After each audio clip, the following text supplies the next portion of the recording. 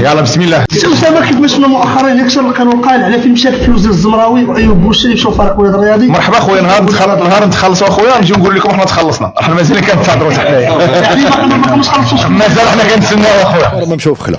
بعد الرحيل ديال هشام ايتمنى مباشره الفريق ديال الاتحاد البيضاوي وقع واحد الشكايه. وي. شباب المحمديه كيطلب مستحقات ديال اللاعبين ديال الطاس اللي جاوا شباب المحمديه. من هذا المنبر لم اتوصل الى حد الان بحكم كيقول ان انا بحالي بحالكم كنشوف عن طريق الفيسبوك.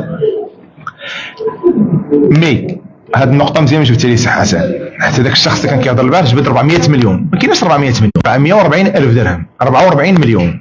44 مليون فيها ايفيكتيفمون طاس كانوا كيتسالوا واحد 35 مليون، ولكن في المقابل طاس هشام ايتمنى خلص اللعابه، خلص لهم اللعابه وزادهم، حيت كانت واحد المعاملات بين هاد الفريقين. هاد الفريقين كانوا فريقين شباب محمديه في القسم الوطني الاول وهما في القسم الوطني الثاني، يعني كنا كناخذوا منهم لاعبين، كانت واحد الاتفاقيه ما بين هاد الفريقين.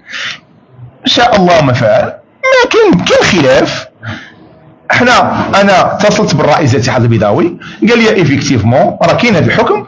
قلت لي اولد الناس الشباب راه عندها مشكل دابا، قال لي انا مستعد نجلس معاكم ونحلوا المشكل بار دي ترونش، شوف واش غنديروا، حيت هو راه كيمثل واحد الفرقه اللي كاينه في القسم الوطني، في القسم الوطني الهوات، اذا خاصها نورمالمون توصل بالمشاكل ديالها. اشريف ادخل معايا الواقع، دخل عدل القطاع ديال الهضره. خلى واحد السيد يذكروا بخير قال لي يا اسامه، كنقول لك هاك، كنقول ليه هاك.